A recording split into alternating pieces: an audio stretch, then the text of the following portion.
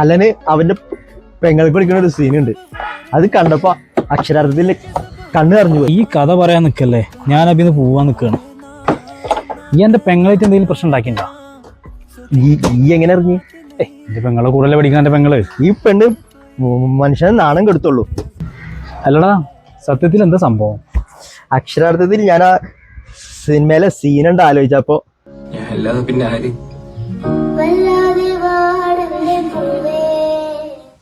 മോളെ കോളേജിൽ നിന്ന് ടൂർ പോവാൻ എത്ര റുപ്യാവും? അക്ഷരാർത്ഥത്തില് ഞാനല്ലാണ്ട് പിന്നെ ആരാ ചോദിക്കാന്?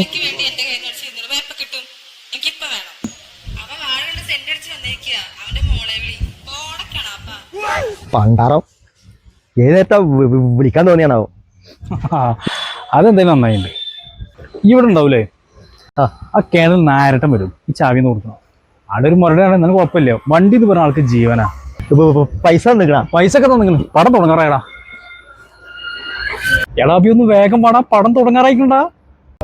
ഞാൻ വന്നോണ്ടിരിക്കടാ. നീ വേറെ എവിടെയും കയറാൻ നിൽക്കല്ലേ, നേരണ്ട് പോയോ? ആ പറയട്ടെ സുഹാസേ. ആള് വന്നിട്ടില്ല. ചാവി എന്താ ചെയ്യണ്ടേ? ഈ ചാവി സുരക്ഷിതമായിട്ടൊരു സ്ഥലത്ത് വെക്കിട്ടാ, എന്നിട്ട് വിളിക്ക്. എടാ ഒരു മിനിറ്റ്, ചാവി വിളിക്കണ്ടേ. എടാ ഈ എവിടെ? പടം തുടങ്ങി. വണ്ടിയിൽ എണ്ണ കഴിഞ്ഞാ. എടാ അനക്കൊരു 50 ഉറുപ്പിക്ക് എണ്ണ അടിച്ചോറാ. ഇജ്ജല്ലേ പറഞ്ഞ എവിടെയും കയറാണ്ട് വരാന്? അന്റെ പമ്പി പോലും കേറിയില്ല. ഈ എവിടെ നിക്കണ്ട മരവാഴേ. എന്നാ മുണങ്ങ്. ആ വാഴ പൈസ പോയി. ആ നാരണ്ടാ എന്റെ വണ്ടിയുടെ കീ എവിടെ? ഞാൻ ഇപ്പൊ വിളിക്കാട്ടാ. സുഹാസേ, ആ വണ്ടിയുടെ കീ എവിടെ? അടച്ച തമ്പുരാനെ. ചേട്ടാ നമസ്കാരം. വണ്ടി വാങ്ങുന്ന സമയത്തേ 2 കീ കിട്ടൂലേ? കിട്ടൂ. അതിലൊരു ചാവി എന്റെ അശ്ലീകരനെ പിടിക്കാൻ മൂത്തവൻ കൊണ്ടുപോയി കളഞ്ഞു. അവന് ഞാൻ കണക്കിന് മൂഴി കൊടുത്തിട്ടുണ്ട്. ഏയ് എന്തൊന്ന് കാട്ടണേ? എന്താ പ്രശ്നോ? നാരായണേട്ടാ, ഇവിടെ മുതലേ ഇനി പ്രശ്നങ്ങൾ സംഭവിക്കാൻ പോണേ. എന്തൊന്ന് പ്രശ്നോ? അതേ നാരായണേട്ടാ, ചാവിയേ ചാവി ഇതിന് പെട്ടിട്ടുണ്ട്.